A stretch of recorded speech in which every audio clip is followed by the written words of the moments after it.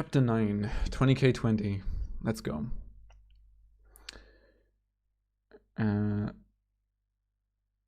Okay, just checking the test audios. Okay. Shh. Who was talking? Okay, let me start again, because I realized I broke a second there. We're gonna get through this.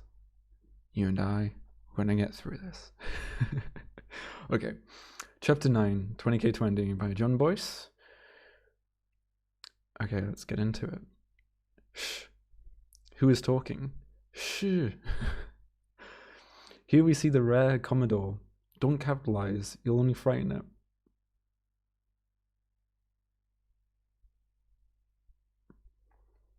The wonder-built Commodores have been scarcely seen in recent times, but just months ago, they sent a team of 57 up to Michigan.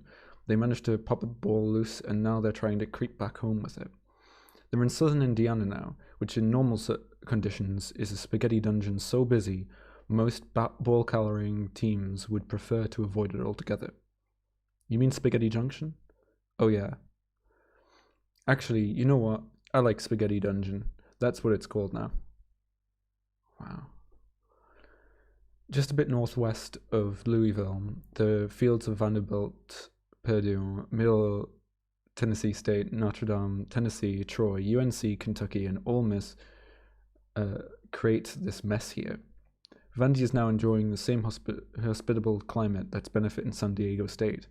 Damn near the whole country is bum-rushing Georgia Tech's field, which is many miles east. They've encountered virtually no resistance on their way south. They've let their guard down. It's the perfect environment for a predator. You're letting out a lot of David Attenborough energy. I like it. Is that the set it and forget it guy? Yes, that's exactly who it is. The 57-player offense against an 8-player defense is more or less what I've been waiting to see for weeks. All I really want to see is whether those 8 have a plan to not make it look bad. If I were UAB and I wanted to actually take my awful chances, I'd probably just take my chances and call it zero blitz. Well, lady, you can't call a zero blitz every time. Not with that attitude. Then again, say you do call blitz and somehow create a turnover in the resulting panic. You're then an 8-player offense against a 57-player defense. What then? UAB doesn't have to play Vandy here, right? As long as they don't issue a challenge, they can just walk on through. Yep, but they're going to play. What's important for you all to know is this. The University of Alabama Birmingham is the greatest team in college football. And it ain't even fucking close. They're better than Michigan State, better than everybody. It's been this way forever. For a while, they were a top-ranked team in the country. UAB used to stomp all over the country in this giant 100-player offense. You never ever see offenses like that now. It's like, you know, how prehistoric creatures were big as fuck and then they got a lot smaller over time because being big as fuck wasn't sustainable. Well, that's what they were like. In the early days, they'd pack up a couple of footballs and just go on tour all over the country, across everyone's field. That doesn't make any sense. Just out in the open? Oh yeah, it was a damn parade is what it was. Sounds like an intimidation tactic. I guess. I mean, it can be useful to scare the fuck out of your opponent in some cases, but in this case it made everyone in the country get serious about carefully hiding the footballs they had. I think it kind of worked against them, honestly. They did this for fun. They were the best and they wanted everyone to know it. They wanted to bully the fuck out of every other team in the nation. And you know what's wild? Nobody could ever do anything about it. Nobody could stop them. And their 100-player offense. Not even with another 100-player offense. No matter how many times they tried, Purdue sent the house after them. Wazoo, USC, Colorado, Michigan, Ohio State, everybody. And it was like they were all part of a christening, just glass bottles shattered against the hull. They never forced a turnover on downs or a fumble or an INT. They all fall eventually, though. Every dynasty ends. Every superpower slips up. It's inevitable. No, it turns out it's not. UAB ran a 100-player offense they called the Steamroller. They developed it for a couple hundred years, and when they're ready to show it to the world, You know what they did? They didn't keep it quiet. They didn't make their opponents spend endless nights in the film room studying maps, trying to figure out what they were doing. They printed out their playbook on posters and shipped it out to everybody else. Like, here's what we're doing. Here's exactly what we're going to do to your stupid ass. Do something about it. The disrespect. Okay, I'm not reading the names, but I'll read the titles. University of Alabama, Birmingham. These are your 188 UAB Blazers, steamroller formation shown below. These are the UAB's 8 deep threat receivers. Each runs a post route, cutting infield 50 yards after the last. 19 receivers flood the first 50 yards, running an array of slant, dig, flag, and curl routes. The 5 shallow quarterbacks may attempt a quick strike, run the option, or pitch the ball to the 2 deep quarterbacks in multi-ball situations.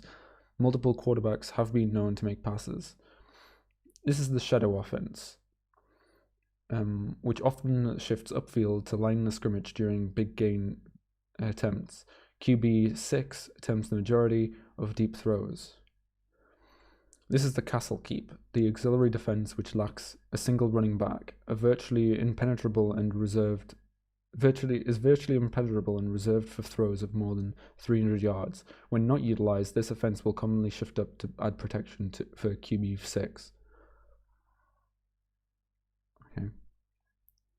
Then on the home field. Okay. Jesus Christ, what the fuck is that? Yeah, it's just about the scariest thing I've seen. God. 7 quarterbacks? Yep. Each one specializing in something different. Like, let's just take the 5 up top. Robinson was a dispatcher. She'd take the shotgun snap and immediately pitch it to someone else. Never ever stood in the pocket with it. Never tried a forward pass, never tucked and run. Her skill was in reading the defense, knowing who to pitch to, and never ever fucking it up. Quarterback 2 was Bev. If she got the pitch, she'd make literally one read, and if it wasn't a home run, she'd get rid of it. And quarterback 3, Cox was the same deal, except in some cases he'd cheat right. Look it. To his right was basically a conveyor belt of receivers heading upfield. Sometimes he'd just tuck it in with them and use them as blockers to run up the right side. If the defense was lined up favorably, anyway. This whole thing is like a chemistry set. How often did he do that? Would be like 1 in 20 plays. When it worked, you can imagine how tough it was to bottle him up. Great option to have. Now, quarterback 4 and quarterback 5. In a lot of situations, they were dispatchers like Robinson, just shuttled the ball to where it needed to go.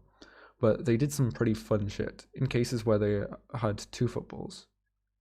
I'm guessing in that case, 2 linemen would just become centers.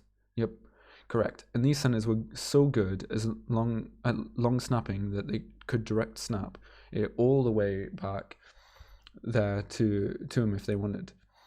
Then these 2 could spend all day making their reads and popping off a throw. I remember one time Aston had the ball, right? And they find a target, the receiver Walker, and throw. And then Morris pitches them the ball.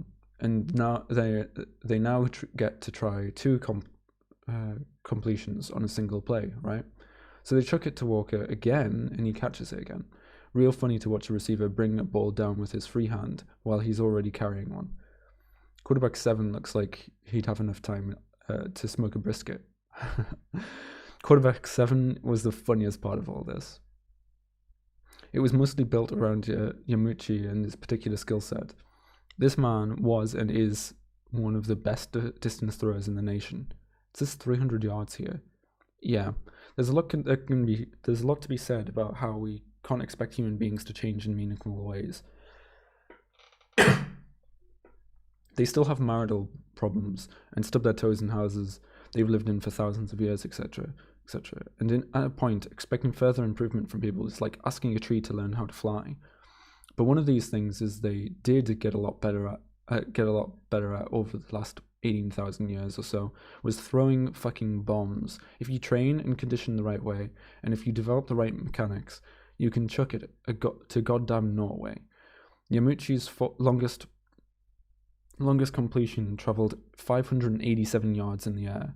Trouble is, of course, it's real tough to maintain accuracy over that distance. It's dangerous, and there are way safer ways to advance the ball that are just as effective. They didn't let him throw it all that often, but holy fuck was it a sight when it happened. Wow. That leaves quarterback 6 as the primary quarterback. Yep, Valentin's incredible. Valentin's like, name one of the only conventional quarterbacks, anyone. Troy Aikman. No, like a good one. Alright, Aaron Rodgers. Yeah, there we go. Good pocket mobility, strong arm, extremely mistake adverse, terrifying accuracy. All the things Valentine has in spades. But most important is her ability to make reads.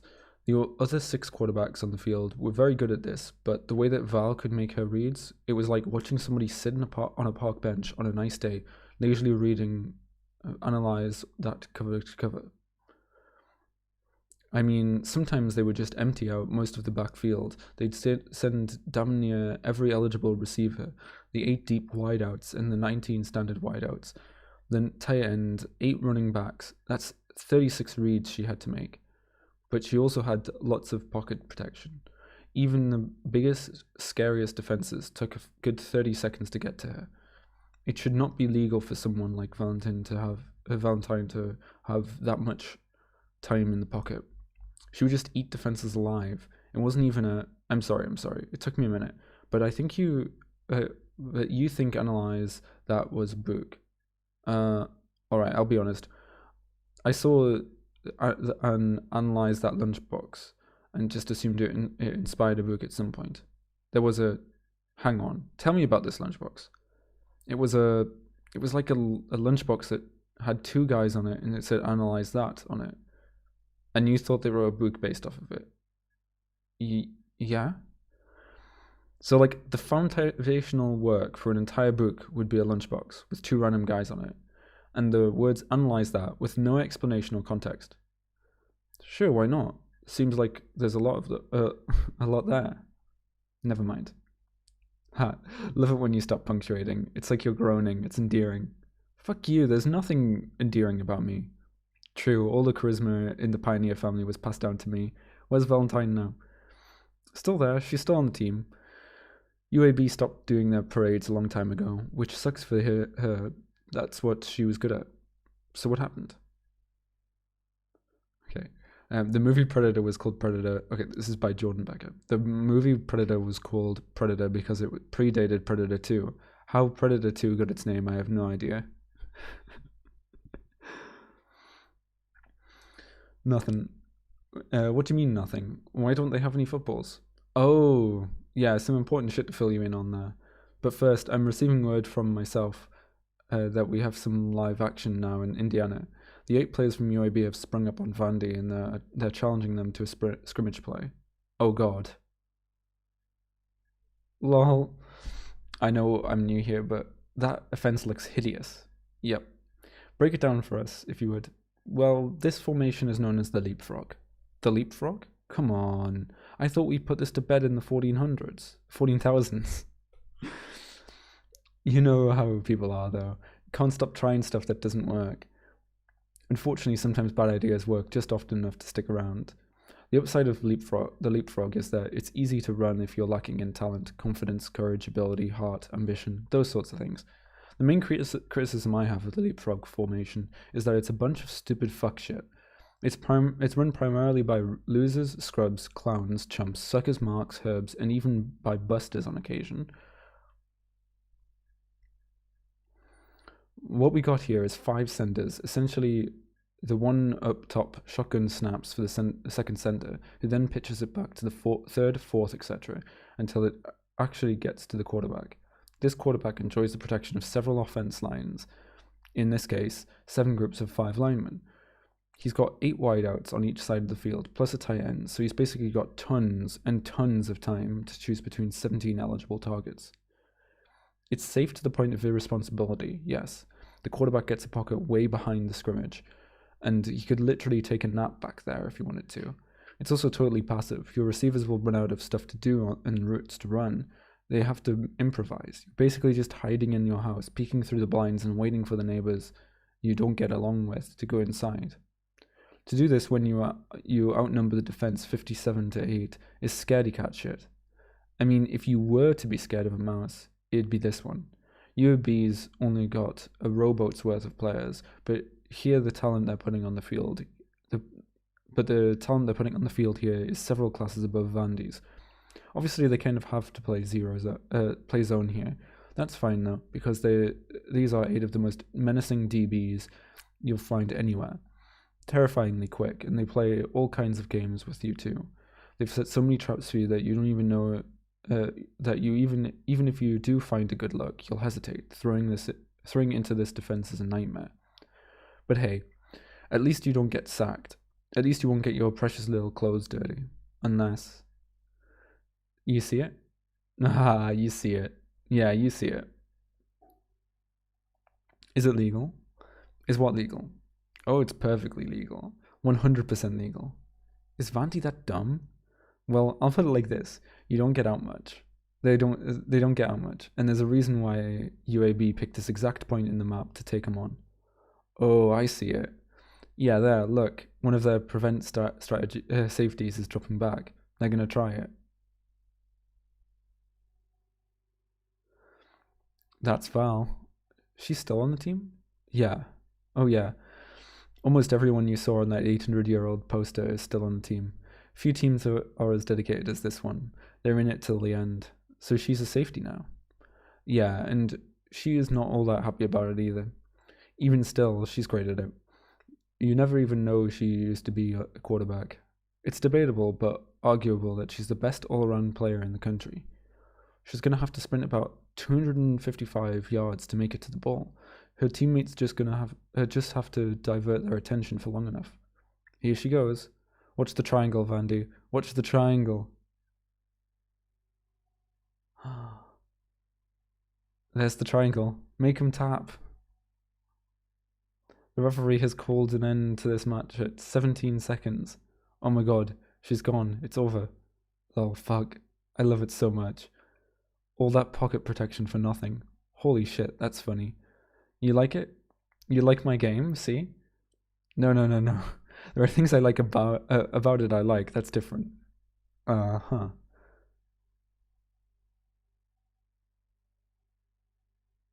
Valentine.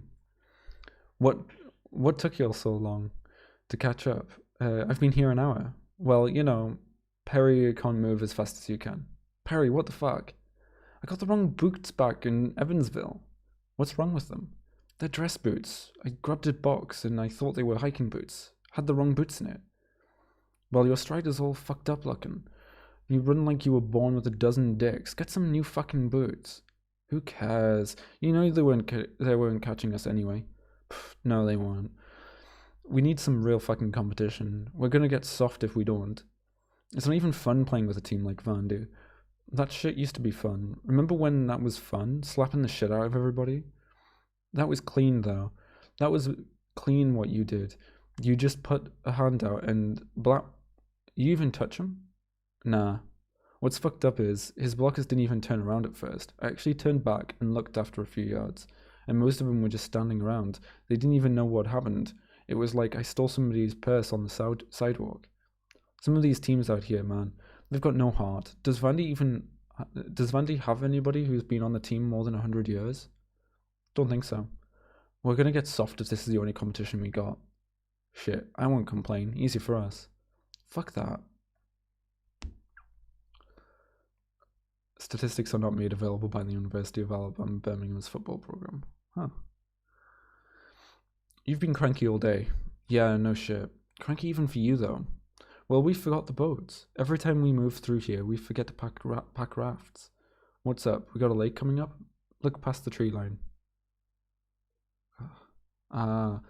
Quarry water's so fucking nasty. I don't want to swim through that shit. Just sits there like toilet water. Mosquitoes everywhere. They gotta start killing the mosquitoes. They're God's creatures. We can't kill the mosquitoes. Don't start this again. They're nasty. What do they do for anybody? Well, do you vote? No. Well, you got no right to complain, then. If you want to get rid of them so bad, cast your vote. I don't do politics. Jones suspends Senate campaign. September 12th, 12 4:48, 10:38 a.m. Central Time, Birmingham Wire report. Activist Valentine Jones has elected to suspend her campaign for the United States Senate. The announcement was made from the campaign's headquarters. Although I've reached the difficult decision to suspend my campaign, I will not abandon my fight against mosquitoes, Jones said in prepared remarks. I remain convinced that we can and will find a suitable alternative food sources for bats, birds, toads, all of God's creatures who feed on these bedbugs of the sky. Jones ran as a member of the Fuck Mosquitoes Party, a fringe movement dedicated to the nationwide eradication of mosquitoes. Following some key congressional wins in the mid-300s, public support for the party has waned in favor of pro-mosquito conservatist sentiment among voters. As of Friday, Jones was polling at 14%. Maybe it wouldn't be such a problem if we didn't have all these quarries sitting around. Look at this. Look at all this stone they dug up. It was just minding its own business for millions of years in the middle of Indiana, and they dug it up to build, what, a strip mall or something? You see any big, majestic buildings around here? Seriously, what the fuck do you think they even built out of it? Hell if I know.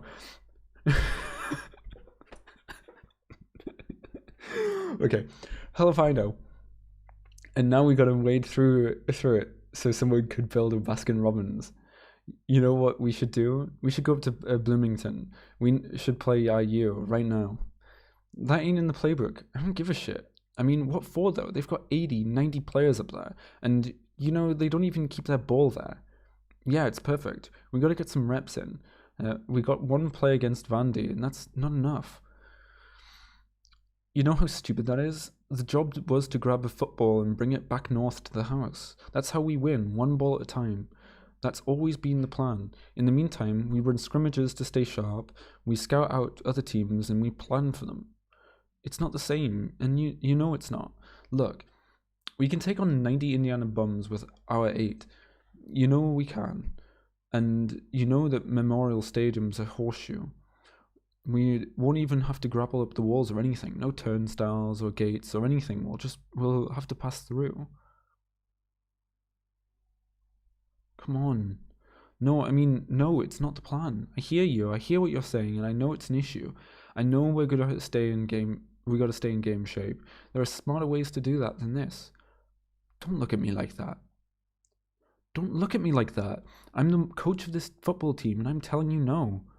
All right. God damn, I thought winning would be different. You know this game is all about waiting. I always knew that, but I just run up and stripped the ball without touching anybody, and picked it up and ran a long way. That ain't football.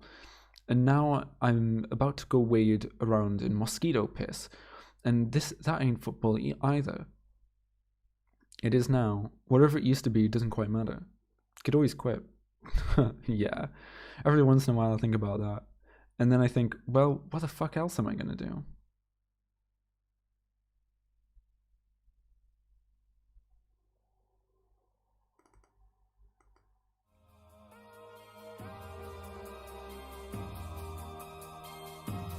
The 21st and 22nd centuries were wild times. After people around the world stopped falling ill in 2026, humanity was obsessed with learning why and how this was happened. Of course, while other countries still found time to rebuild Antarctica and build flood walls, America left the stove on. It impacted everyone differently. This is how it hit Alabama football.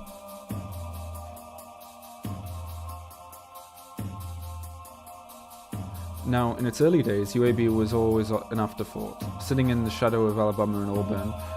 The football program even shut down entirely for a while before everybody hollered about it and brought it back. There were plans to move to a brand new stadium in 2021, but an economic crisis hit and plans fell through. What kind of economic crisis? Hell if I can remember. Point is, they had to stay put in their old-ass stadium. Fast forward a few decades, and all of a sudden UAB is the primary standard bearer for the most football-crazy state in the nation. They've been waiting on a ball game of this magnitude for thousands of years. Naturally, when they all got it, they went all in. UAB recruited the top talents and scrutinized every yard of the field from the jump. They were the best team in the country.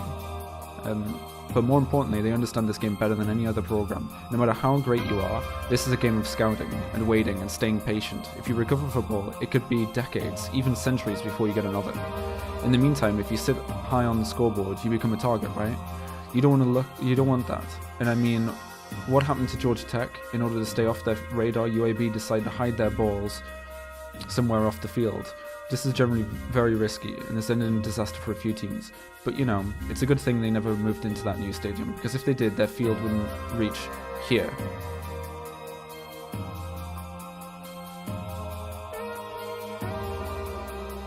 Standard Rock Lighthouse is the loneliest spot in the US. The Standard Rock Lighthouse sits dead in the middle of Lake Superior and is 200 yards from UAB's field. It is the loneliest place in America. It is remote, obsolete, abandoned and forgotten by virtually everyone, except the University of Alabama Birmingham football program. Though you won't see it on the scoreboard, they have 17 footballers and they keep them all in this lighthouse. Whenever they gain a football, they row out and drop it in. This doesn't seem safe. Someone's gonna find it. I mean, it's a lighthouse. Being visible is the entire point of a lighthouse. It's funny, right? People built a building that screams, "Hey idiot, look at this, look at me," and then they forgot about it. It doesn't show up on maps, and understandably it doesn't occur to any team to go dick about in the lake, especially out of bounds.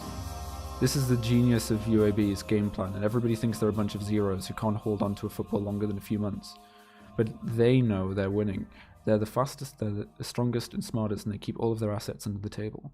They're gonna win this and they know it. Roll Tide. Roll damn Tide.